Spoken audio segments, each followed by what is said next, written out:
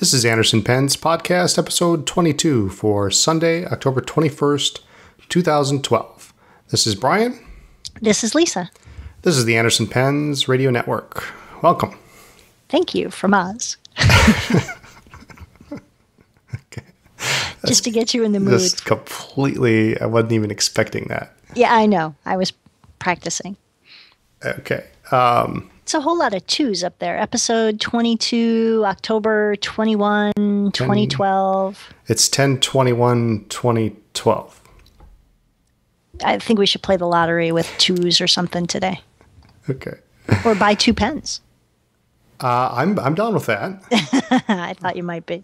I'm just for the sake of experimentation. Okay. Yesterday, I was on the FPGeek's TV broadcast with Dan Smith and Stephen Brown. It's always a good time to be on the show with those guys. We had a lot of fun talking about new pens from Omas, Montegrappa, and the Roshizuku inks that are coming up new in December. But during the conversation, which always includes talk of upcoming pen shows, it was noted that Dan was not going to be able to make the upcoming Ohio Pen Show, which is in just a little over 2 weeks from now. 2 weeks. Wow, that's coming up fast. Two and a half. I'll give you a little bit of credit All there. right, don't panic me here. Nope. All right. So at this point in the show, we decided that here at Anderson Pens that we just couldn't let that happen. That's just a travesty.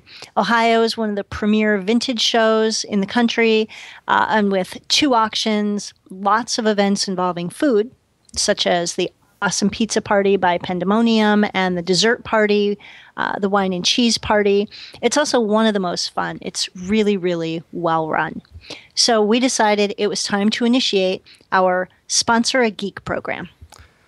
Lisa and I decided that Anderson Pens really needed to underwrite this event so that Dan Smith can travel to Columbus and immerse himself in that which is this fantastic pen show.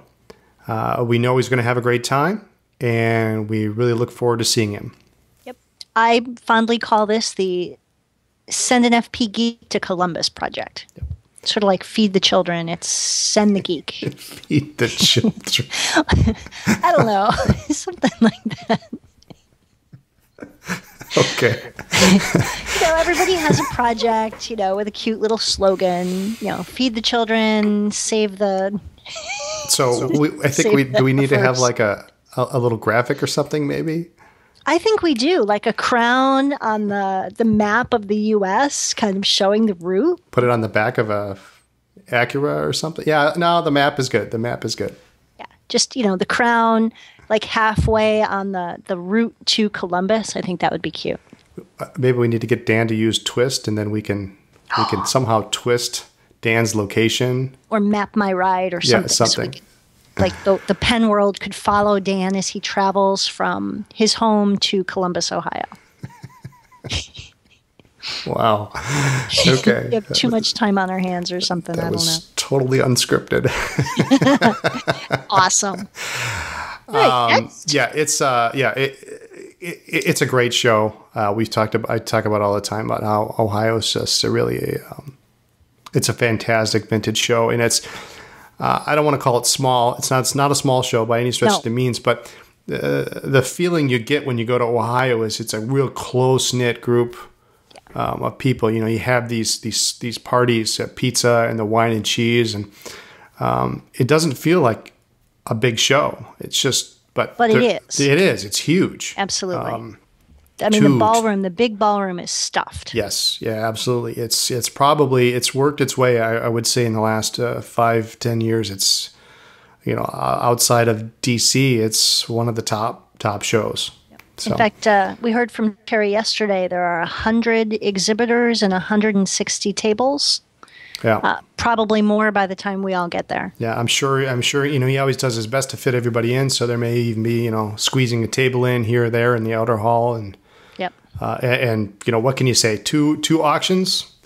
awesome. Brian's in heaven. Yeah. So I'm always on alert because he just kind of slides the auction number up in the far hand so I can't see it. And we have a good time. A couple of years ago, and we won't talk too much more about this because we'll talk about it. We'll get there. But I know a couple of years ago, we had some auction where I don't remember which one it was, and I don't remember what the item was, but we were bidding on something, and then I try to play it cool and say, okay, well, you know, we got to make money before we buy things, and so I went up to my limit, and then Lisa just looked at me, snatched the number out of my hand, and raised it up.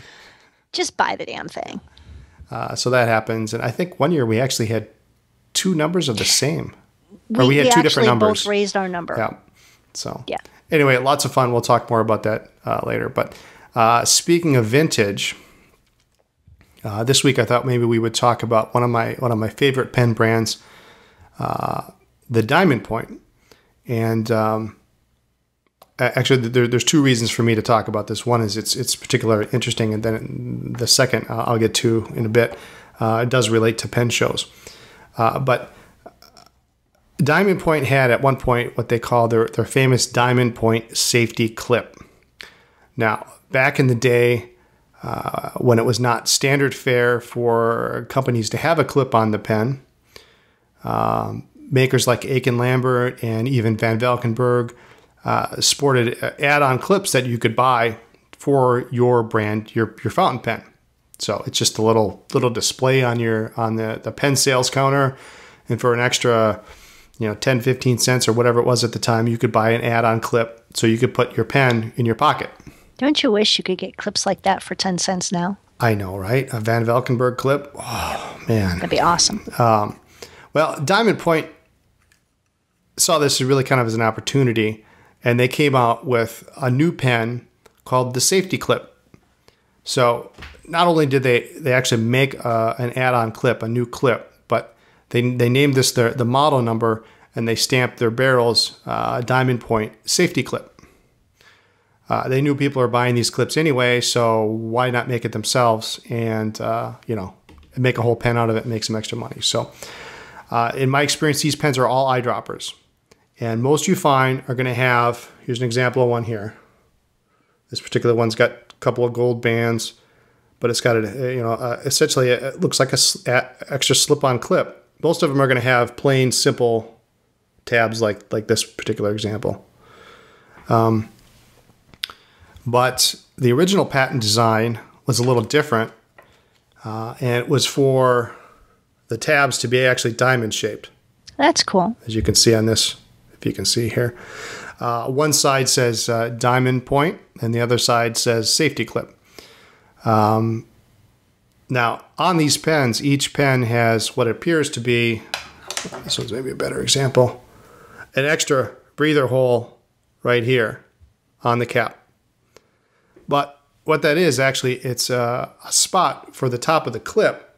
To line up? It sits in that hole.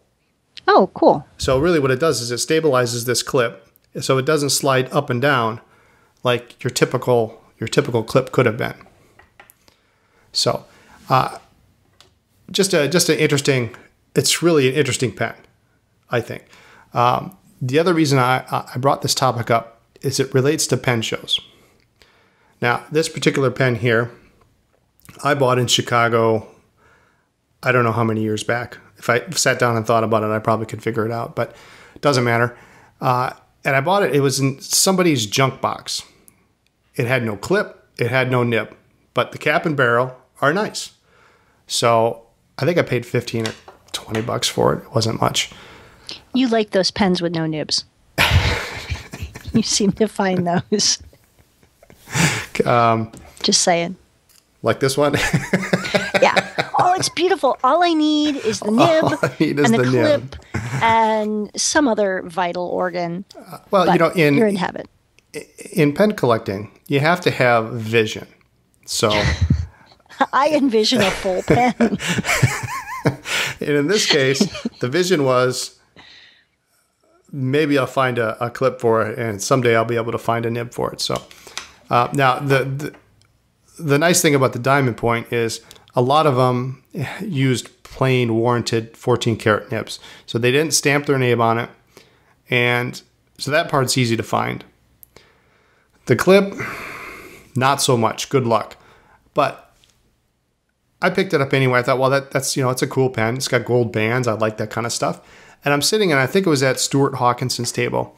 If you don't know Stuart, we've talked about him before. He makes, these days, mandrels and repair supplies for fixing Parker 51, 61 caps, dent removal kits. Very, very nice tools. He makes a couple other tools that he makes. And if you're into repair, he's the guy. Go to his table and invest in the tools. And he's so nice. He is. He's a super nice guy. So knowledgeable and so sweet. Yeah. And in fact, I just had a couple emails with him this week. And he's making some mandrels for me that I'm going to pick up when we see him in Columbus. But I'm just chatting with him, and he's also an Esterbrook collector. And we're talking, and I look down on his table, and he's got a Parker ring top that has, unbelievably, a diamond point safety clip on it. So I point to it, and I show him the pen that I got. And he smiles, and he pulls the Parker up, kind of bends the tabs, pulls it off, and hands it to me. So now I've bought this pen. I miraculously found the clip, and not 15, 20 minutes later, I go over to somebody else's table. All I got to do now is find a nib for it, find one that fits, and now we have a full pen. So woo. That's just kind of an example of what you can do at a pen show. So especially a vintage show. Yeah. Where you can find all sorts of parts or parts pens and make a pen, find what you need. Yeah. Yeah. And now, then he was happy the rest of the day. This is pretty exceptional that I was actually able to find the clip, but you don't know. You have no idea what you're going to find. So sometimes it's worth it to buy that pen that doesn't have all the parts, and you never know what you're going to find. So anyway, that's Diamond Point for the week. Cool. They're interesting pens, and maybe we'll talk about them again in the future. So you do love them. I do love them. And speaking of hard rubber, moving on. Last week we added installed the ability to have polls. They're just for fun. Just to see what people are thinking. So we quickly put up the question, what material do you prefer for your fountain pen? And now, despite my trying to skew the poll at the last minute. You watched this thing like, I don't know what, like you stalked the poll. I think you tried to stuff the ballot box. I don't know, because every time I heard, you're like, oh, almost close, almost barely ahead. I did try to stuff the ballot box because at the last minute I was texting Mike seeing if he voted. Brian Patrick, that is just not right. Anyway, the choices were, of course, hard rubber ebonite, plastic, celluloid, acrylic, metal. The fourth category was other. Hard rubber ebonite and the plastic category tied with 45, each with 45% of the vote. Metal 0 and really? Other was 10. So I'm curious what the other the people who voted for other what kind of material they're interested in. I'm sure it's some derivation of something. Plastic, celluloid, cotton. I voted for plastic 6 times. Well, that explains it. No, I didn't. I think I voted once. One from work, one from coffee shop.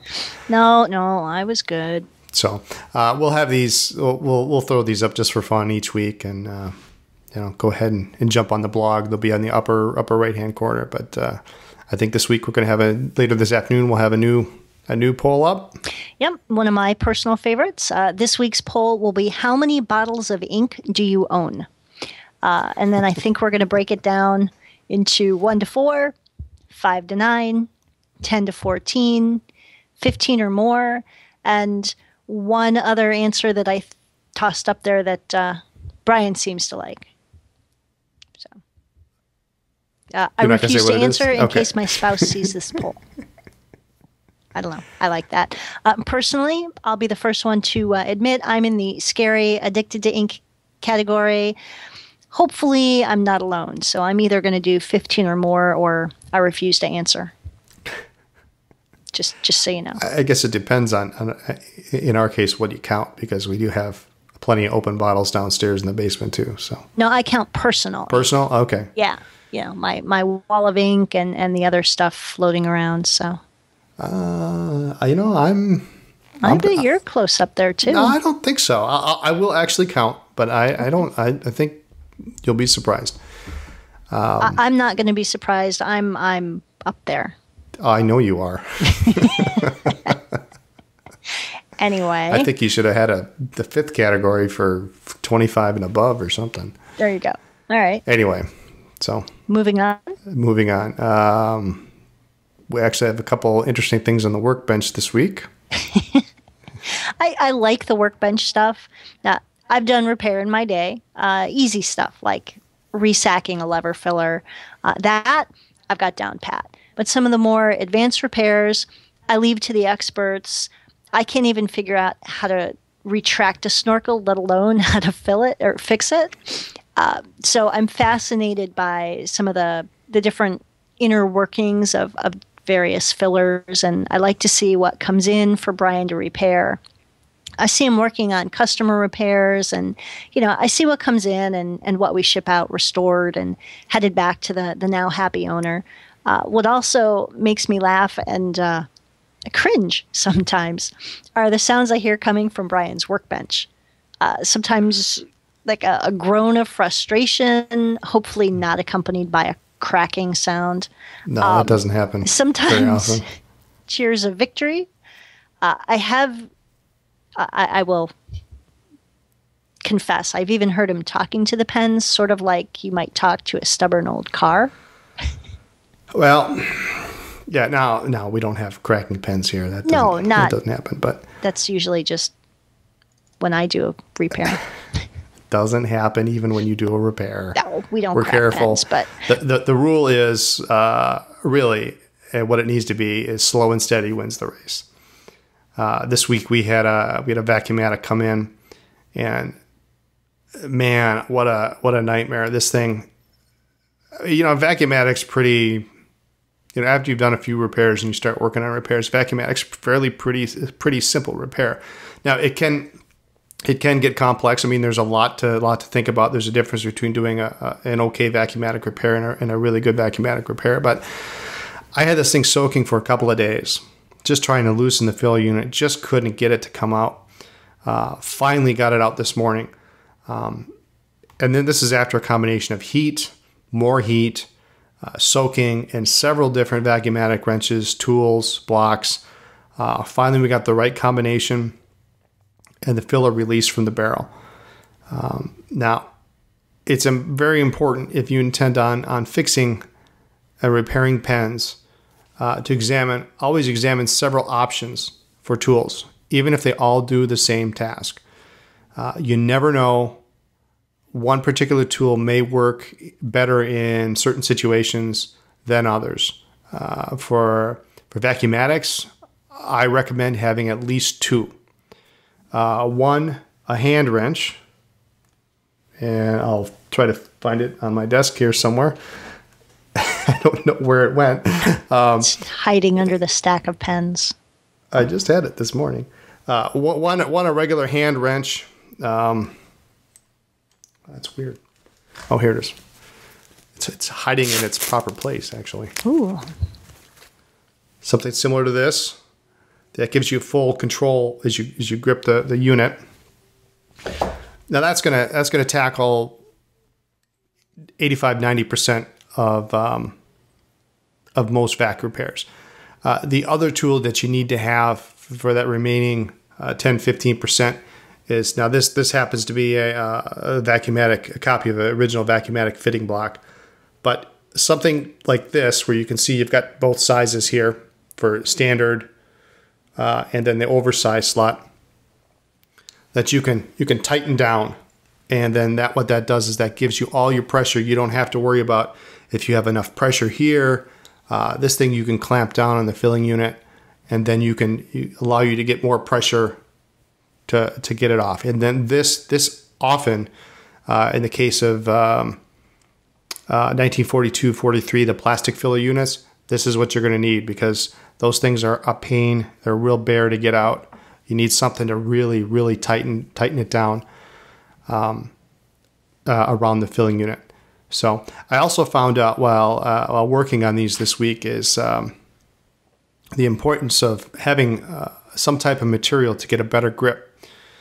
While I was able to clamp down on the filler, I wasn't able to get really a strong enough grip on my other hand to firmly grip the barrel. It would, keep twisting, and finally, after several tries with various pieces of rubber that were just too slippery, I did find a piece of latex that gave the right combination of flexibility and grip to do the job. So, just some thoughts when you're repairing pens. Multiple tools, and something to grip pens without it being a tool. In this case, right. A piece of latex really can come in handy. Cool. So, this week we also have some new stuff up on the website, or some new stuff that's gonna go up pretty soon. Very exciting stuff. Oh my goodness, you guys are just gonna be calling our number here. The first one up this week is the brand new from Pilot. The new Vanishing Point in gunmetal gray with the matte black trim. Somebody, not me, is like enamored with this pen. This I'm thing going is to check cool. To make sure this goes back in the box. Well, now wait a minute. Yes, yesterday you said I could have one.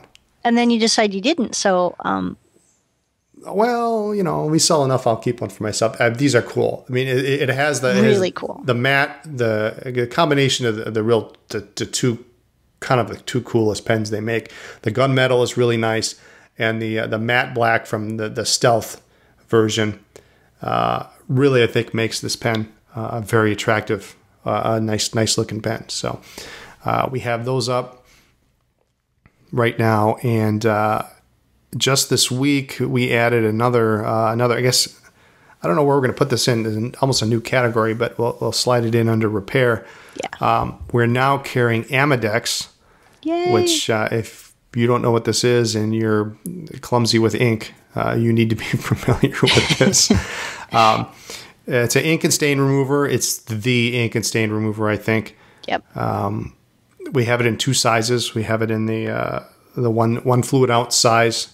Comes in a bottle like this, and it actually comes with a toothbrush, little brush to scrub with.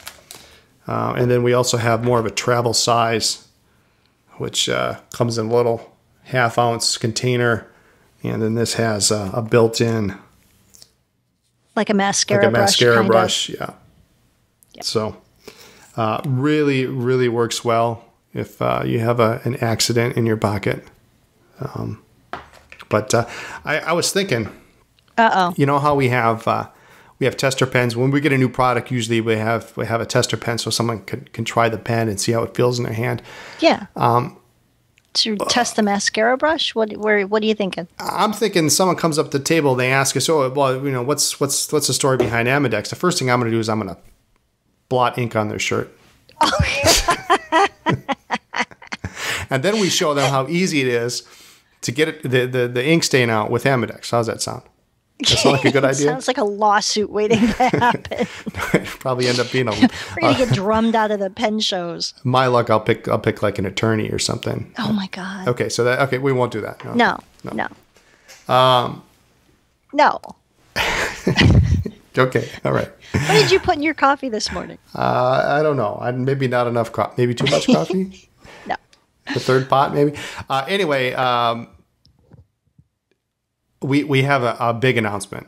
Oh yeah, and we've been kind of holding back on it, but I think it's time just to make the announcement, and I'll hand it over to Lisa here to reveal the good news. Brian's pregnant.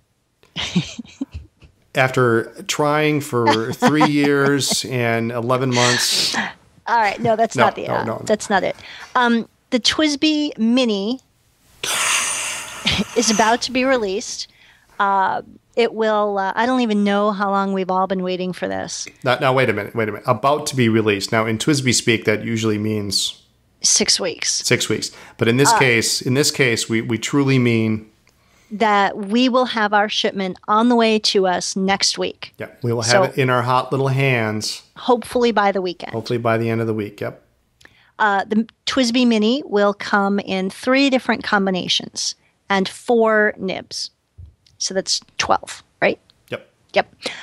It'll come in the all black version, black body, black cap. Which is new. Not transparent. Yeah. Yeah. The all clear demonstrator style, clear cap, clear barrel, and the black and clear, which will have a clear barrel and a black cap. Yep. Right? I believe, I'm not 100% sure. I'm pretty positive it'll have a black section and a black piston knob, and then the barrel will be transparent. Yeah. So those will be available probably the end of this coming week. And are we going to pre-order these? I believe we are. We'll send a mailer out today or tomorrow. Probably today. So if you're not on our mailing list, I'd hop on there and get your choice, because I expect that these are going to be pretty popular.